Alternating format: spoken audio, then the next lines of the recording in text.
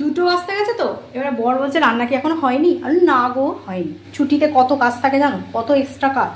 কলা গাছগুলোকে ছাঁটলাম, তারপর ওখানে একটু লতা হয়েছিল সেগুলোকে পরিষ্কার করলাম, 100 ঘন্টা কাজ। তো এখন মোটামুটি আমি বসিয়ে দিয়েছি। তো আমি বললাম তোমার চিন্তা নেই, খাওয়াটা কখন করে দিচ্ছি তুমি দেখো। তো অলরেডি পেঁপে দিয়ে একটু মুগের ডাল করছি, ভাজা মুগের ডাল। জানো আজকে ভেজ ডে আমাদের, তুমি তো সবাই জানো। তো ভাজা মুগের ডাল করছি পেঁপে দিয়ে, আর এখানে একটু আলুগুলো সেদ্ধ বসাবো।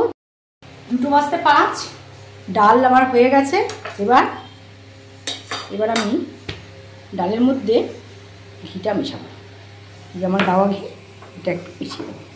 অলরেডি শক্ত হয়ে আছে, ফ্রিজে রাখা ছিল, তো এটা একটু মেশাবো। ডাল কমপ্লিট। এই দেখো তেল গরম হয়ে গেছে। আজকে এই পোস্তটা বড় বড় করেছি, এটাই আলু পোস্ত করব। তো তেলের মধ্যে দিয়ে দিচ্ছি পোস্ত বাটাটা।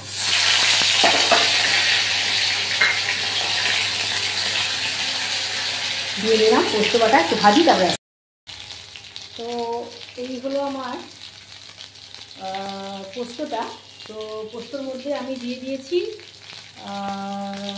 একটু লঙ্কাও দিয়ে দিয়েছি। পোস্তটা একটু, এটাকে আমি একটু বড়ার মতন হয়ে গেছে, এটাকে একটু ভালো করে ভেজে দিচ্ছি। আচ্ছা, এর মধ্যে আমি দিয়ে দিলাম নুনটা দিয়ে দিলাম এর মধ্যে। এবারে হালকা ভাপানো আলুগুলো এর মধ্যে আমি দিয়ে দিলাম। বড় বেজে গেছে, দুটো বেজে গেছে, তার জন্য আমি খুব তাড়াতাড়ি করছি। তো হলুদ ছাড়া রান্না করি না, তো একটু হলুদ দেবো, খুব কম, একটা বিন্দু দিলাম হলুদ। আর একটু নাড়ার পর আসছি। ওটা হতে হতে দুটো দেখো, দুটো এই হলো, দুটো থেকে একটু পেরিয়ে গেছে। তো এবারে একটু গিমা বড়া করে ফেলবো। চালের গুঁড়ো শেষ, ময়দা নিয়েছি, নুন নিয়েছি, গোটা জিরে, আর তোমার গিমা, শাকের কুচি, আর এখানে তোমার লঙ্কার কুচি, আর একটু আদা বাটা দিয়ে আমি একদম জল দেবো না, এটা মাখবো হাত দিয়ে, আর একটু হিং দেবো এতে। একটুও জল দিইনি, গিমা শাকে যে জলটা ছিল সেটা আর নুনটা দিয়ে আমি ভালো করে মাখাচ্ছি। তাতেই কিন্তু দেখো এটা সুন্দর করে এটা মানে বাইন্ডিংস হয়ে যাচ্ছে। আমি যদি মানে এটা না জাস্ট গিমার একদম অথেন্টিকেশনটা রাখবো, কারণ কিছু মিশিয়ে দিলে বেশি লাগে। তো পেঁয়াজ থাকলে দিতাম, কিন্তু যেহেতু আজকে ননভেজ নয়, আজকে ভেজ ডে, তো পেঁয়াজ চলবে না। তো এইভাবে আমি ভাজছি, দেখাচ্ছি। 2:05, চলো এবার পোস্তর অবস্থাটা দেখি। আর এখানে কড়াটা বসিয়ে দিয়েছি, এটা আমার নিরামিষ কড়া, এটা আমি ভাজাভাজি করি, লোহার কড়াটা। তো এটা আমি ভাজবো, তো ফ্লেমটা কম। আচ্ছা, এই রকম পোস্তর অবস্থাটা এইরকম হয়েছে। অবশ্যই একটু মিষ্টি আমি দিয়েছি অল্প, সেটা তোমাদের দেখাইনি।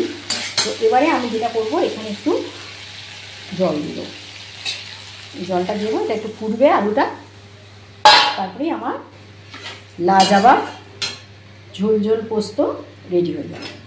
তো পোস্তটা আমি খুব শুকনো শুকনো করবো না, একটু ঝোল ঝোল থাকবে। এটা হচ্ছে ঝোল পোস্ত, এটা একটু ঝোল পোস্ত, বুঝেছো? তো চলো আর একটু ফুটুক।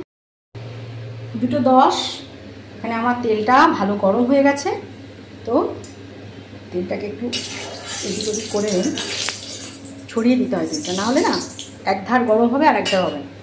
এবারে আমি একদম চ্যাপটা করে দিয়ে দেবো, খুব চ্যাপটা এই যে। তাহলে কি হবে, এবারে গ্যাসটা সিম করে দিই। চ্যাপটা না করে দিলে কী হবে জানো, মানে মাঝখানটা ডিপির মতন হয়ে থাকবে, একদম ভালো ভাজা হবে না।